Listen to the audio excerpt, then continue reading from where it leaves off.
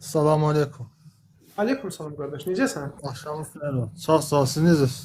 Yaxşıyam, Allah razı olsun. Neyinirsiniz? Bir dəfə də qoşulmuşdum sizin canlıya. Hə, yadımdadır, yaxınlarda. Kanal da qoymuşuq, yəqin etiraz edilməz. Necə? Kanala da sizlə danışığımız maraqlı olduğuna görə kanala da qoymuşuq. Problem yoxdur, problem yox. Çox sağ olun. Minnətdaram. Bu sizin dedikləriniz mövzular haqqında biraz düşündüm, biraz oxudum, axtardım, yəni gücüm çatandan. Bir yerdə yenə ilişib qaldım ki, bu iman məsələsində mən iman eləməyim. Bu mənadan ki, ürəklə, sevgi ilə iman eləməyim. Bu mənim özümə tamamilə mənə məxsus yoxsa Allaha? Bu hər ikincə qardaş. Yəni Allah Subhanahu Quranda bildirir ki, Allah ona meyl edənləri yəhdi ileyh mən ənə başqa yerdə mən yönəlib. Kim ona meyl edərsə onları doğru yola yönəldər. Lakin o iman etmək məsələsi bilirsiniz necədir? İman bizim dinimizdə bir mücərrəd bir məsələ deyil. Artan, azalan bir şeydir. Aydındır.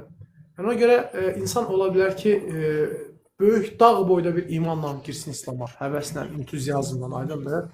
Lakin sonra günahlarla yavaş-yavaş o imanla olsun zərriyə insin, aydındır. Və insan ola bilər ki, yəni qane olubdur, görür ki, bəli, rasionaldır, hər şey dəqiqdir və başa düşür ki, ağılla başa düşür ki, bəli, bu lazımdır.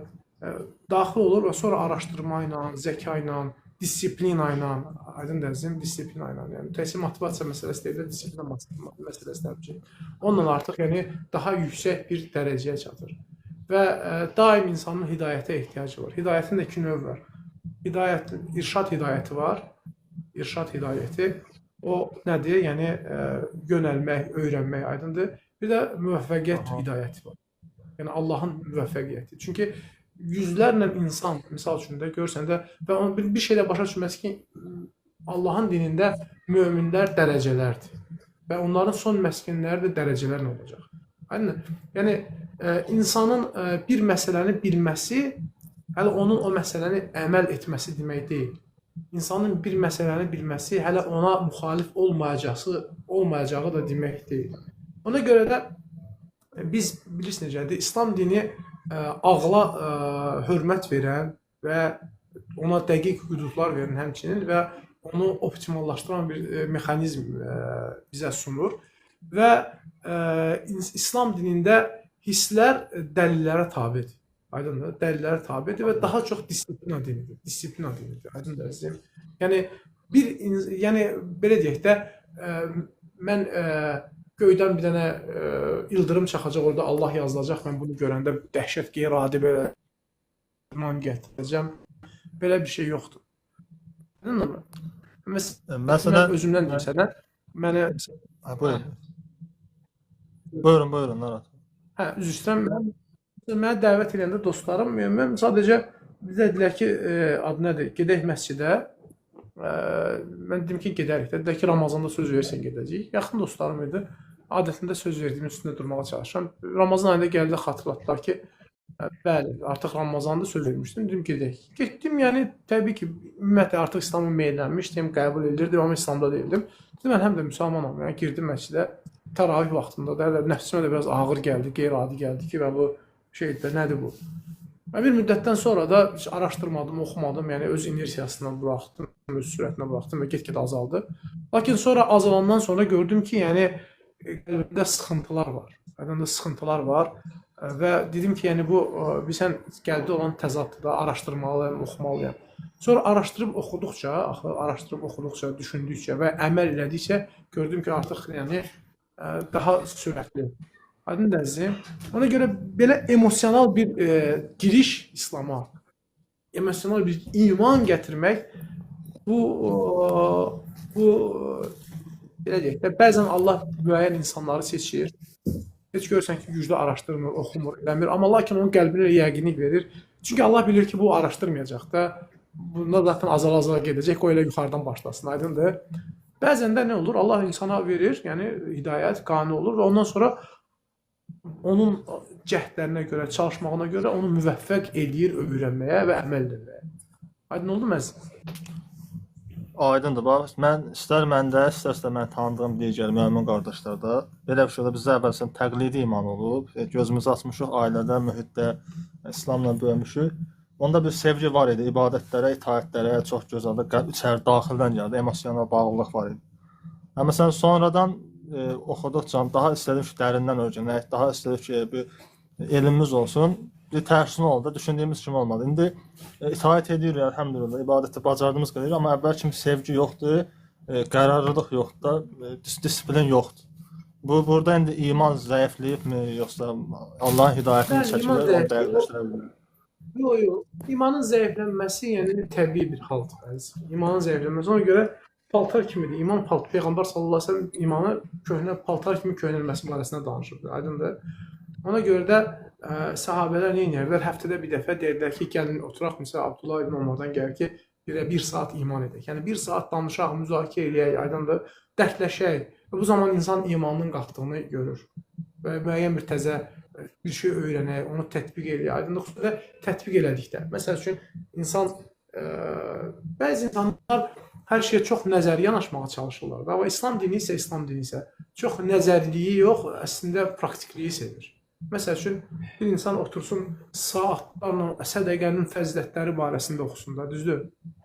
Saatlarla öyrənsin sədəqənin altını, üstünü, cənnətdə dərəcəsini və s. Amma sədəqədə görsən ki, xəsisdir, aydındır? Sədəqədə və görsən ki, yəni pilota qoyub da, deyir ki, bankdan bir dənə proqramı basıbdır, ayda bir dəfə sədəqə çıxır avtomatik, düzdür?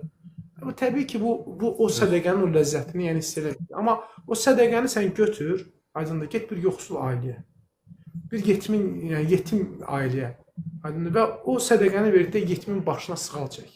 Ondan sonra gör sənin qəlbindəki iman hansı səviyyədə olacaq, sənin emosiyaların hansı səviyyədə olacaq, aydın dəlisi. Başa düşsən mi? Yəni bu Mən çalışıram biraz müzakirələrimi əvvəlcədən planlayım ki, bir hədəfə varım da. Məsələn, mən bir ayətdə ilişib qalmışdım. Söhbəti ona getirəcəm. Keçən səfərki söhbətin də davamıdır ki, mənə elə gəlir, deyən, bu mənim şəxsi nəzərimdir.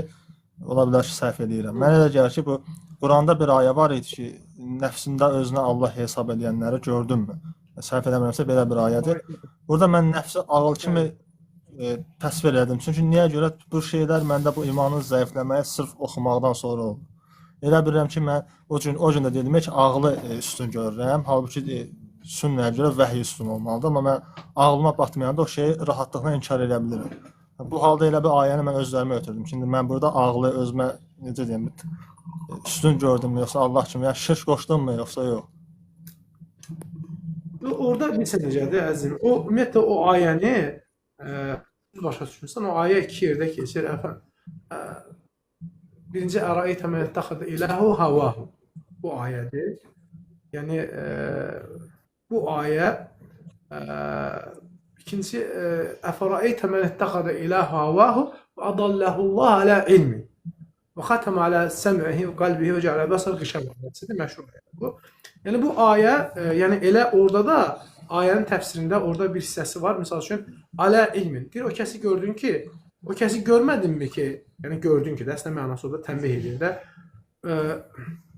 O kəs nəfsini neynədi? Nəfsi istəyini ilahlaşdırdı və Allah onu öz elmi ilə azdırdı və onun qulağını və qəlbini möhürlədi, gözünə də pərdə çəkdi. Bundan sonra onu kim hidayət eləyə bilər? Məgər düşünüb daşımazlarmı? Burada alə ilmin məsələsi gəlir. Birinci Allahın öz elmi ilə məsələsi var. Allahın öz elmi nədir? Yəni Allah bilirdi ki, bu zaten azmalıdır da. Çünki qədərini, yəni hikmətini bilirdi, aydınmı? Bilirdi ki, bu belə də olacaq. İkinci təfsir isə öz elmi. Yəni öz elminə, öz ağlına, aydındır, etibar elədi. Yəni mən hamının ağıllıyam, mən hamının üstüyəm, aydındır. Bundan da neynədir? Azdır. Və bir məsələ gətirib, Şatib Rahimullah şəriətin, Maqas şəriə mövzusunda danışanda Müvəffəqat adlı bir kitabı var, məşhur kitabdır. Və onun kitabları çox maraqlıdır, yəni həyatı başa düşmək, dünyanı başa düşmək və s. Yəni onun bir gözəl qayda gətirir, deyir ki, bu şəriət insanın havasının əleyhinə gəlir. Aydındır. Deyir, əgər bir insan tərəddüd içərisində qalarsa və xüsusilə də orada avamın məsəl üçün bir şey soruşur bir alimdən, bu belə deyir, bu birisi üstündən soruşur, bu belə deyir, aydındır. Sonra hansını seçim? Şeydə qalıb da, tərəddüddə qalıb. Deyir, qayda kimi gətirir, deyir, bu zaman deyir, əgər havasının əksinə nədirsə, çünki şəriət ümumən havanın əksinə gəlir. Bu onu seçsin. Aydındır? Şəriət ümumən insanın havasının, yəni belə deyək də öz istəkləri, öz ağlının, özündən qurduğu bir nizamın əksinə gəlir. Çünki Allah bu dünyanı yaradıbdır və şəriəti də artıq insanların nizam içərisində yaşaması və bu qoyulan müddəti imtahan ilə başa çataraq keçməsini istəyir, düzdür? Və şəriətin də göndərilməsində məqsəd, yenə onda Şatibi başqa bir qaydada izah edir, deyir ki, şəriət ona görə göndərilir ki, necə ki Allah istəyir insanlar fiziki məsələlərdə, koni məsələlərdə onun icbari qulları olsunlar. Eləncə şəriəti də göndərir ki, o məsələlərdə, şəriət qanunlarında Allahın ixtiyari qulları olsunlar. Aydındır? Yəni şəriəti. Allah şəriəti göndərib ki, insan imtahan olunsun. Fiziki qanunlarla imtahan olmaq olmur axı, düzdürmü? Fiziki qanun hansı birimiz günəşin çıxmasına mane ola bilirik? Hansı birimiz yəni həzm prosesinə mane ola bilirik? Düzdürmü? Hansı birimiz yuxuya mane ola? Heç birimiz, düzdür? Şəriətdə Allah bizə nə edibdi? Yol veribdi. Yol verib ki, qaydanı öyrəndin. Yəni misal üçün istər ateist olsun, istər deist, fərq etmir kim olur olsun. Məgər burada çətindir ki, insanın əqidəsi azad olmalıdır. İnsanın əqidəsi heç kimə tabe olmalıdır. İnsanın əqidəsi ucu olmalıdır. Məgər bu ağla batmır ki, keçənlər danışdığımız kimi, insan, yəni doğru şəriət canı qorumalıdır. Biz insan qoyub, doğru şəriət ağlı qorumalıdır. Doğru şəriət malı qorumalıdır. Doğru şəriət nəsli qorumalıdır. Bunu insan fəhm edir də. Fəhm edəndən sonra ixtiyar yenə özümüzdədir. Aydındır, özümüzdədir.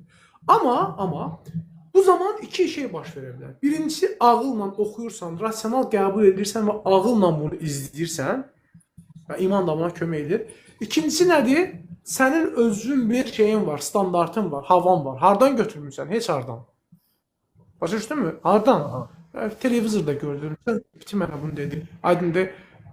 Çayxanada uşaqlarla oturduq, 2 ay oturduq, bu məndə yarandı. Aydındır.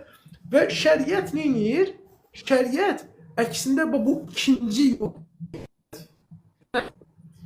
Və ona görə də kimlər ki İslama qarşı, İslam dedikdə bizi təkə, yəni son dinli İslamdan danışmır, Allahın tövhid dinindən danışır. Kimlər ki bu Allahın dininə qarşı gəlibsə, həmişə özlərindən bir, yəni nə ediblər, bir qayda çıxardıblar da, düzdürmü? Biri deyib ki, bu belə olmalıdır, biri deyib ki, bu belə olmalıdır, biri deyib ki, bu belə olmalıdır, aydın. Şəriət isə bunun əleyhinədir. Çünki şəriət, kesin dəfə də izah elədim, o hədis elmində ağlın hüdudu nə idi? Gedib o hədisin səhih olmağını bilmək idi. Qəbul edindinizdir. İkincisi, şəriətin ümumən rasional olduğunu, faydalı olduğunu biləndən sonra şəriətə tabe olmaq nədir? Artıq disiplina məsələsidir. Çünki ağılla ümumi başa düşdün də, düzdür? Rasional olaraq bildin, başa düşdün.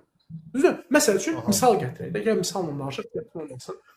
Bir insan Allah qorusun zina eləmək istəyir. Düzdür? Bu insan başa düşür ki, biz zina pis bilir də, insan fitrətindən bilir. Müsəlman olmayanda bilir ki, yəni nəsə yaxşı şeydir, ona görə gizlində eləyirlər və hamı gizlində eləyir. Düzdürmü? Aşkar eləmir. Pis olduğuna görə fitrətdən pisdir. Və əqli olaraq da başa düşür ki, bu xəyanətdir, bu düzgün deyil, bu yəni xəstəliklər yarana bilər və s. Düzdür? Lakin nə edir? Özündən bir qayda çıxardır. Özündən qayda çıxarır ki, cavanam, gedir hardasa oxuyur, biyolog deyib ki, bunu eləməsən belə şey olacaq səndə, aydındır. Gedir nəsə özünə başlayır nə eləməyə? Bir qaydalar çıxartmağa. Və sonra bunun adını nə adlandırır? Bu elm oldu bunun adı.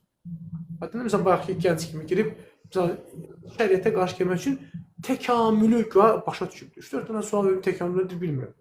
Təkamül sözünü də düzgün tələffüz edib, təkəmmül deyir. Aydındır? Yəni, bu artıq özündə bunu nə edir? Elm sayır, ağıl sayır. Aslında bu ağıl deyil. Bu sadəcə nədir? Havadır. Değil mi? Havadır. Yəni, hava niyə Allah adlandır? Havadır da, yəni dayağı yoxdur. Sağa sola əsir. Aydın, bugün belə olur, bugün belə olur. Aydın mı? Hava. Ona görə İslam şəriətinə baxsaq, görsən ki, burada disiplina və qayda qanun bu havadan daha üstündür. Ona görə məsələn, Peyğəmbər sallallahu aleyhi ve selləm səhabələrə o həcc ritualında, daşlama ritualında nə deyir ki, nə böyük daş olsun, nə balaca daş olsun. Aydındır? Və sahabələrdən hansısa böyük daş gətirəndə nə deyir ki, həddi aşmaqdan, yəni nə badə həddi aşarsınız. Aydınmı? Nə badə həddi aşarsınız. Niyə görə? Nəyə başlasın? Daşın bu boyda böyüdüyü, balacalığı məsələ deyil. Məsələ disiplinadır. Aydınmı? Məsələ disiplinadır. Sən özü öyrədirsən ki, qayda budursa bununla gedəcəm də.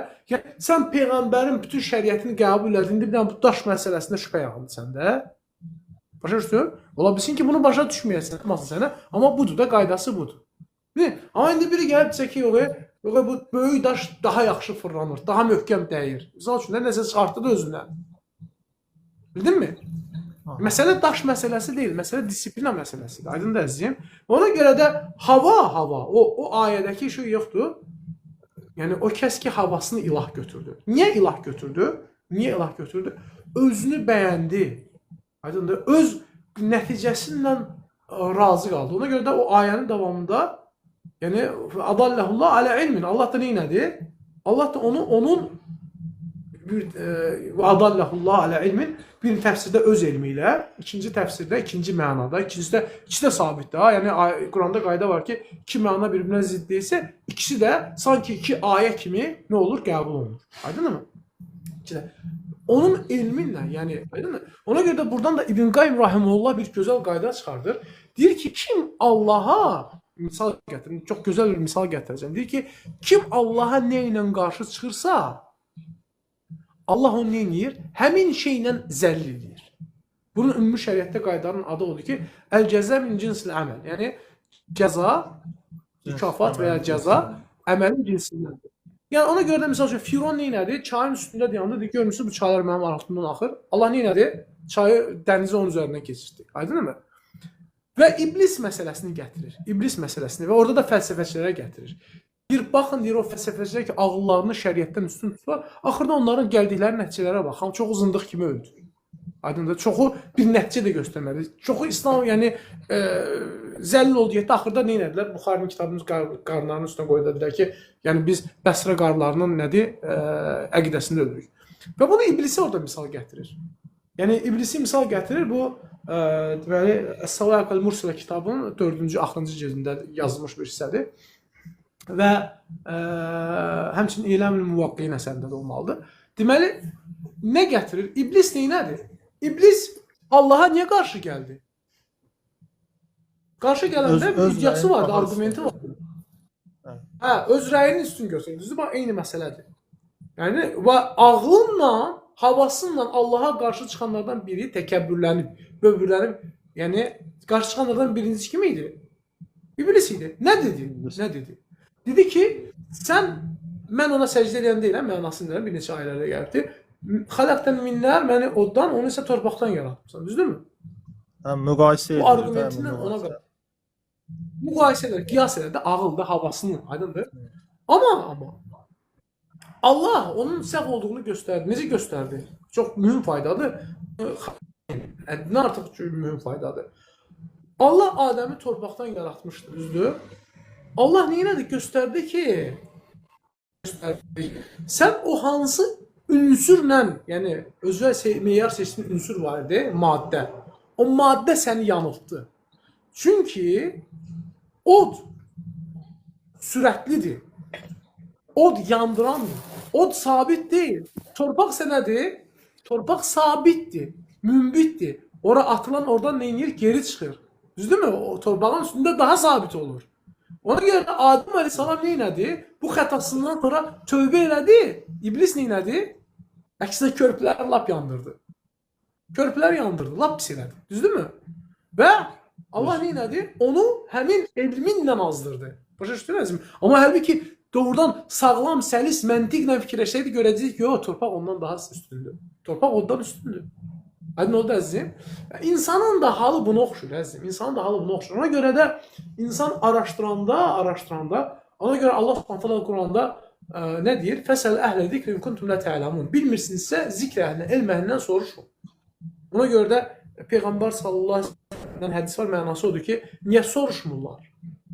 Bu soruşsunlar. Məgər susuzun, yəni sulanması, xəstənin şəfası deyilmi sual? Yəni ona görə soruşmaq lazımdır, araşdırmaq deyəndə, yəni misal üçün bayaq birini qaldırmışlar. Deyirəm ki, Araşdırma eləmişsən, deyir, hə eləmişəm. Deyirəm, eləmişsən, deyir, bir dənə kitab oxumuşam ateizm barədə. Deyirəm, bəs əksini?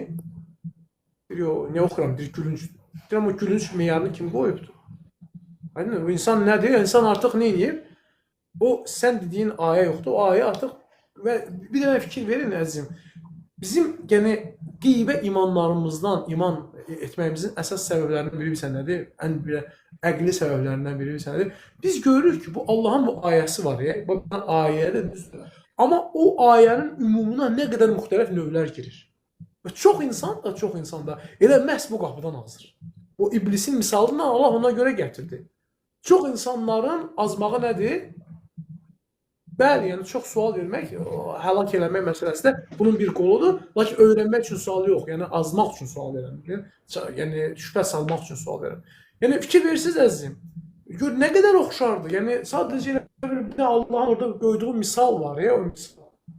Bütün günahların ən əsas səbəblərindən biri nədir? Həsəd və təkəbbür. Hansı ki, birinci iblis elədi. Sonra ondan sonra artıq nə oldu? Bu günahlar yarandı. Ona görə də Allah Subhanahu Quranda əlaqələrə baxın, Quranın möhtəşəmliyinə baxın. Allah Subhanahu hidayət məsələsini gətirəndə nə deyir Fatihə surəsində? İhdinas sıratal müstaqim, sıratal lezine en'amte aleyhim. Düzdürmü? O kəslərin yoluna görə bizi doğru yoluna, o kəslərin yoluna ki, sən mükafat verirsən.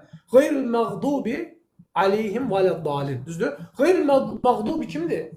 Qeyr-məğdub, yəni qeyr-məğdubi, məğdub aleyhim kimdir? Yəni qeyr yəni istisna edir də, onların yoluna yox. Yəni kim? Məğdub aleyhim yahudilər. O birisləri kimlərdir? Xristianlar. Niyə? Çünki yahudilərdə elm var, düzdür, elm var. Onlar elmlidirlər. Xristianlar da və lakin buna Xristianlar isə nədir? Onlar elm yoxdur, havalarını izləyirlər. Deməli, hidayət olmaq üçün ikisinin ortasında olmalıdır. Nə olmalıdır? Elm də olmalıdır, həmçində əməl də olmalıdır. Biri elmi oldu, əməli tərk elədi. O birisi nədir? Əməli oldu, elmi tərk elədi. Aydındır mı? Sadəcə havasını əməl elədi. Aydın. Və ona görə də Allah Adəm əleyhissalamı Quranda, o Bəqərənin əvvəlində, yəni misal gətirəndə bu elə belə əhvalat deyil. Onun davamında Yahudilərin əhvalatı gəlir. O Yahudilər ki, bizim bir Yahudi izləyicimiz var, üzrlü saytsın. Biz yəni o bizi izləyir. Yəni inşallah biz də onun hidayətini istəyir Allahdan. Onu tənqid etmək üçün danışmırıq. Biz yəni fikirləşdiyimiz danışırıq səmimi. Yəni Yahudilərin elədiyi nə oldu? Peyğəmbər sallallahu əleyhi və səlləm gələndə nə dedilər? Bilirdilər ki, Yahudi peyğəmbər gəlməlidir, rasional olaraq bilirdilər. Amma gələndə nə dedilər? Dedilər ki, biz Yahudiyik. O isə nədir? Ərəbdir. İblisin elədiyi sən məni oddan, onun torpaqdan yaratmısan elədiyini eynisini edilər, təkəbbürləndilər. Başa düşdün əzizim? Bildim. Və bu qapıdan, bu həmin o elm qapısı, ağıl qapısından yəni milyardlar keçib əzizim. Milyardlar çıxıb İslam, yəni həqiqətlərdən, milyardlar çıxıb Allaha yəni qarşı gəliblər.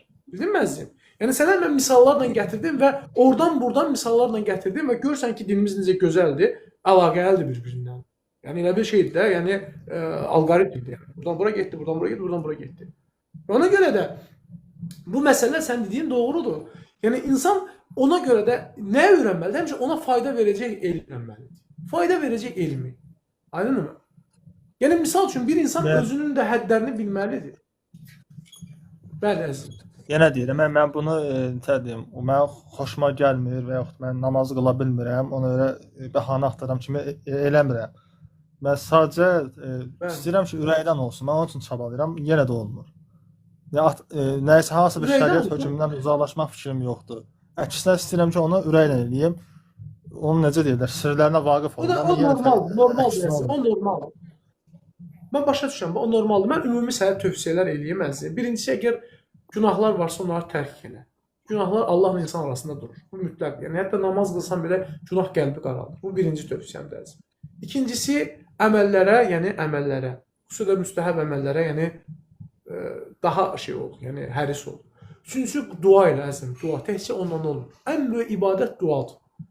Duadan əzəmətli ibadət yoxdur. Dua ibadətin özüdür. Aydınmı? Ona görə də dua ilə, Allaha dua ilə, çoxlu dua eləmək. Bizə çox halda qafil oluruq. Biz Allaha dua eləməyə unuduruq. əl açıb misal üçün də bir 10 dəqiqə dua eləm Allaha. Aydındır? Duanı elə. Ondan sonra bir də bilsən neyinə qardaş? Yəni Allahın bax görsən Peyğəmbər sallallahu əleyhi və səlləm bizə hətta zikirləri öyrədəndə görsən 33 dənə zikir də öyrədib, 25 də öyrədib, onu da öyrədib. Aydındır? Niyə görə? Çünki nəfsi müxtəlif handa müxtəlif edirik. Azanın formaları müxtəlif öyrədib. Aydındır? Həmçinin digər ibadətlər də müxtəlifdir. Həmçinin ibadətlərin özlərini qoyaq qırağa, ibadətlərin arasında da müxtəlif fərqlər qoyubdur. Ona görə də bir ibadət, çalış müxtəlif növlü ibadətlərdən də məşğul ol. Aydındır? Məsəl üçün, ailəyə nəfəqəni artır, eləməmsənsə, umra elə. Aydındır? İnsanın imanı köhnələr əzim. Bu psixoloji bir haldır, normal bir haldır. Yəni, hamımızda olur, məndə də olur, onda da olur, birisində də olur. Yəni, kimimiz onu deyəcək ki, olmur, olmur. Aydın? Ona görə tövsiyə edirəm ki, günahlardan uzaq dur, Allahın dininə, əməllərə fikir ver, biraz Qurana qulaq as, gündə müəyyən mənada Qurana qulaq as. Qulaq as sadəcə, yəni ərəb dilində də olsun, Azərbaycan dilində, yəni hansı sənə imanı varsa o. Həmçində müxtəlif ibadətlərdən elə. Qohumları ziyarət, aydındır. Bil ki, bunların hamısı ibadətlərdir. İbadətləri bir müxtəlif növlüyə sal ki, iman oradan nə olsun, öz nəsibini tapsın. Bildin can? Yəni, iman bəzən nə olur? Eyni şey edirsən, yəni bu nə olur sənin üçün? Adiləşir. Onda nə edirsən? Bu növ ikisi də müstəhəbdir də. Bu müstəhəbi dayandır ki, bu birisindən məşğul ol biraz. Aydındır? Bu birisindən məşğul ol. Və dediklərim ilə inşallah görəcəksən dəyişir olacaq. Bu yəni qorxulu bir şey deyil, hamıda olan bir şeydir. Bütün möminlərin başına gələn bir şeydir. Burada bəs bir incəlik var. Bu münafiq sifətləri və yaxud Allahın qəlbi möhürləməsi ilə. Bu mən necə ayırd edə bilərəm? Bəlkə arada şübhələnirəm ki, ola bilsin qəlbimiz möhürlənib. Nə qədər istəyirik, açılmır ürək. O məsələlərdə yox, ondan qorxma. Çox o məsələlərdə sən əgər sənin əgər yəni narahatçılığın varsa burada, o deməkdir ki, bu imandır. Aydındır? Ona görə bir nəfər gəlir Peyğəmbər sallallahu əleyhi və səlləm yanına, deyir ki, şeytan mənə gəlir, suallar verir. Bunu kim yaratdı? Və deyir axırda Allah kim yaratdı? Aydındır? Yəni Peyğəmbər sallallahu əleyhi və səlləm deyir ki, bunu tərk elə başqa bir şeydə bir hədisdə gəlir ki, deyəsən eyni adamdır. Deyir ki, mənə elə şeylər gəlir ki, deyir nəfsimə elə şeylər gəlir ki, mən deyir onu demək istəyirəm, lakin deməkdən Allaha sığınıram. Aydındır? Qorxuram Allaha, yəni şeytan bəs deyirəm bunu, küfr eləməkdən. Və deyir mən Allahdan utanıram, xəcal edirəm, aydındır? Vuruşuram bundan deməmək üçün. Peyğəmbər sallallahu əleyhi və səlləm deyir ki, bu imanın deyir özüdür, məhz özüdür. Aydındır? Əgər sən gəlirsən imanın barəsində narahat olursansa, bu imanın özüdür əzizim. Aydındır? Amma təbii ki, biz insanlar olaraq o şeylər yoxdur, münafiq barəsində ayələr və digər məsələlər yoxdur. O hədislər, yəni orada narahat olmalıyıq. Bəli, narahat olmalıyıq. Aydındır? Narahat olmalıyıq ki, birdən belə, lakin ümidimizi də üzməməliyik. Aydındır? Ona görə sahabelər nə deyirlər? Deyirlər ki, əgər cəhənnəm barəsində ayədən danışsaydılar, kimsə danışsaydılar, onda deyir, biz nə edərdik? Fikirləşərdik ki, bəlkə bizik. Amma cənnət barəsində danışsaydılar, deyirdik ki, onda əmin olarıq ki, birinci cənnətə biz gedəcəyik. Aydındır? Ümid və qorxunun arasında insanın halı olmalıdır. Mömin halı belədir. Bu hal, siz dediniz hal ki var, mübarizə halı, yəni ölənə qədər olur insanda, yoxsa nə vaxt qutarır? Mübarizə axıra qədər. Ona görə də Allah Subhanahu taala Quranda dedi: "Fa'bud rabbaka hatta ya'tiyakal yaqin." Rəbbinə sənə yəqinlik gələnə qədər ibadət elə. Aydındır əzizim? Yəqinlik nə vaxt gəlir? Ölüm ayağında. Ona görə də bu dünya mükəmməl şeydir də, yəni ağır dünya. Dünya imtahan ağırdır. Ona görə də Allah Subhanahu taala Quranda dedi: "İnna aradna al-amanata lis-semawati wal-ardi wal-jibal fa abayna an yahmilna shaqra minha wa hamala al-insan innehu kana zaluman jahula." Deyir ki, biz əmanəti deyir səmalara, göylə, yerlərə və dağlara şey elədik.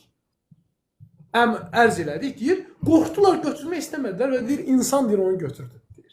Çünki o nə idi? Zalim və cahildir, aydındır? Yəni, təsəvvür edə bilmirik əmanətin ağlına. Lakin Allahın mərhəmətindən də Allah bu əmanətini inibdir. Bu əmanəti insana daşımaq qabiliyyəti veribdir, aydındır mı? Əmanəti daşıya Bu bilər. Lakin əmanəti daşımaq da ağırdır, yükdür. Başımızı qatmalıyıq da qardaş. Bildiyin, müsəlmanlarla bir yerdə olmalıyıq. Aydındır. Bir-birimizə dəstək olmalıyıq. Xeyir işləri, müxtəlif xeyir qapılarından yanaşmalıyıq ki, bu əmanət bizə yüngülləşsin. Ona görə bir maraqlı kitab oxumuşam. Adı Saydul Xatirdir. İbn Cozin kitabıdır. Bir dəfə deyir, yolda dayanmışdım deyir. Saydul Xatir adlı kitabı var. Yəni xatirələrin ovu adlı kitabı. Deməli adam nə edir? Götürüb baxır əhvalatlar, oradan nəticələr çıxardır. Deyir bir dəfə deyir gördüm ki, 2 nəfər yük daşıyan adam hambal deyir. Nə edirlər? Yük daşıyırlar. Yük daşıyırlar deyir. Amma yükü daşıyanda deyir, ağır yük daşıyırlar. Nə edirlər? Bir-birlərinə bu şeir deyir, o birisi cavab verir. O birisi şeir deyir, bu cavab verir. O belə başlarını qata-qata nə etdilər? Yolu getdilər, keçdilər. Sonra deyir, fikirləşdim ki, deyir, doğrudan da deyir, bu dünyadakı Allahın bizim boynumuza qoyduğu əmanət yoxdur, şəriət. Yəni o da deyir, o yük kimi ağırdır. Lakin biz də nə etməliyik? O hamballar necə nə edirlər? Şeir deyə başlarını qata-qata o yükü apardılar. Ona görə Allah da deyir, bu şəriətdə elə şeylər qoyub ki, onunla biz başımızı qatırıq. Ailə qoyubdur, dostlar qoyubdur, qohum-əqraba qoyubdur, xeyir işlər qoyubdur. Səfərlə olan ibadətlər qoyubdur. Aydınmı? İbadətlərin malla olanını qoyub, canla olanını qoyub, aydınmı? Fiziki ibadətlər qoyubdur. Müxtəlifliklə istifadə edir. Mühiti biraz dəyişmək lazımdır. Aydınmı? aydın. Yaxşı. Orada siz deyirsiniz bunları eləsən inşallah. Yəqin Allah sənə yəqin verənə qədər yolun azmı? O yəqinlik deyirsiniz öləndə olur. O sizin öz necə alimlərin düşüncəsi yoxsa hədislə gəlib ki, yəqinlik pəkəli bu dünyadadır. Dediniz öləndə olur. Ayədə Rabbəkə təyyək yəqin, yəqin sənə gəlinə qədər, yəni Allaha ibadət edin. Bu ayədir, ayəyə ittifaq olundu, yəni təfsirində. Hə. Aha. Oldu dedim, inşallah davam edərik. Yaxşımı? Ümid edirəm ki, nəsə bir fayda verə bildim. Oldu, çox sağ olun. Ara sıra suallarım oldu, gəlib qoşulacağam cavabı. Minnətdaram.